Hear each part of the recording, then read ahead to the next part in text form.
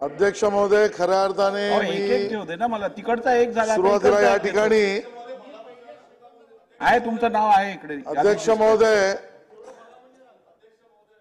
मी आपलं लक्ष वेधू इच्छितो. अध्यक्ष महोदय, खाली बसून बोलणाऱ्यांकडे बघू नका. अध्यक्ष महोदय, उभं राहून बोलणाऱ्यांकडे बघा. अध्यक्ष महोदय, आणि अध्यक्ष महोदय, त्यांच्याकडे बघितलं नाही तर उभं राहून बोलणाऱ्याला बोलायला देणार नाहीत. काही लोक त्याच वृत्तीचे आहेत. जाऊ दे, सोडा त्यांना. अध्यक्ष महोदय, मागे घेतो. तुम्ही खाली बसून बोलल्यानंतर सुद्धा मागे घेतो. अध्यक्ष महोदय, खऱ्या अर्थाने या सरकारचं अभिनंदन केलंच पाहिजे की 2.5 वर्षामध्ये 1 लाख लोकांना पारदर्शक पद्धतीने नोकऱ्या दिल्या. आणि मग अध्यक्ष महोदय, खरी मेघ इथे आहे. खरी मेघ इथेच आहे. अध्यक्ष महोदय, हे खरं आहे की तलाठी भरतीमध्ये नॉर्मलायझेशनच्या मुळे त्या हेतूने बसलेल्या आपल्या विद्यार्थ्यांना त्या परीक्षेतल्या उत्साह, त्यांचा अभ्यास, त्यांचे प्रयत्न यापासून मागे फिरायला लागलं. त्या ठिकाणी अध्यक्ष महोदय, या ठिकाणी ज्याचा उल्लेख केलाय, मृद व जलसंधारण विभागातील अधिकारी गट व अराजपत्रित पदासाठीच्या विषयामध्ये माननीय मंत्री महोदय असं म्हणाले की लॉग इन केल्यानंतर पेपर मिळू शकतो आणि त्यानंतर काय काय होऊ शकतं या विषयात FIR केला, त्याचा सुद्धा उल्लेख केला. अध्यक्ष महोदय, माननीय मंत्री महोदयांनी उत्तरामध्ये असं म्हटलं की केंद्र सरकारच्या धर्तीवर राज्यात सुद्धा कायदा बनवण्याचा माननीय मुख्यमंत्री महोदयांनी मनोदय घोषित केला आणि माननीय उपमुख्यमंत्री महोदयांनी शिष्टमंडळाला तसं आश्वासित केलंय. माझा प्रश्न पॉइंटेड असा आहे अध्यक्ष महोदय की मंत्री महोदय उत्तरामध्ये असं म्हणाले की यातना सगळ्यात गंभीर काय होतं अध्यक्ष महोदय माहिती आहे का? आपल्याकडे आता IPC बदलला, त्याला IPC नाही म्हणायचं, काय नाव द्यायचं, न्याय संहिता असेल. या सगळे कायदे असताना सुद्धा गुन्हे घडतात म्हणून कायदे बदलायचे असतात, कायद्यात सुधार करायचा असतो.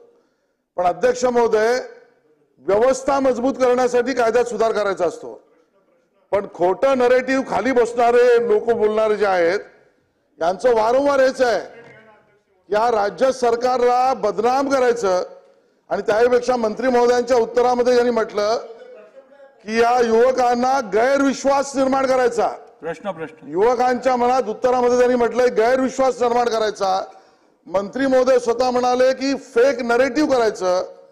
राज्यातल्या युवकांच्या मनामध्ये गैरविश्वास निर्माण करणं, 1 लाखाच्या वर नोकऱ्या मिळाल्यानंतर सुद्धा फेक नरेटिव्ह करणं, यासाठी संघटित गुन्हेगारी काम करणं, अशा पद्धतीची शंका महाराष्ट्रातल्या लोकांच्या मनामध्ये आहे.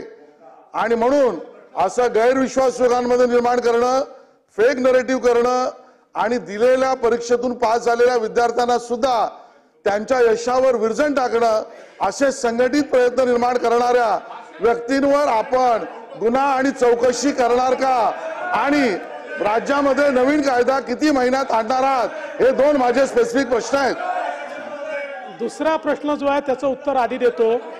मी मगाशी सांगितलं की अभिमन्यू पवार यांच्या सोबत जे शिष्टमंडळ आलं होतं त्या शिष्टमंडळाला आपण त्या ठिकाणी हे आश्वासन दिलं होतं की या अधिवेशनात आपण कायदा आणू. त्याचप्रमाणे पुण्यामध्ये जे काही विद्यार्थ्यांच्या चळवळी चालतात, चेतन वागज आहेत, त्यांचंही एक शिष्टमंडळ मला भेटलं होतं. त्यांनाही मी सांगितलं होतं. माननीय मुख्यमंत्र्यांनी ती मागणी मान्य केलेली आहे. माननीय मुख्यमंत्र्यांनी निर्देश दिलेले आहेत. त्यानुसार आशिषजी याच अधिवेशनामध्ये हा कायदा आपण आणणार आहोत. आणि आपण जो दुसरा प्रश्न या ठिकाणी निर्माण केला त्याचं उत्तर सभागृहाच्या बाहेर देऊ. भास्करराव जाधव सर. सन्माननीय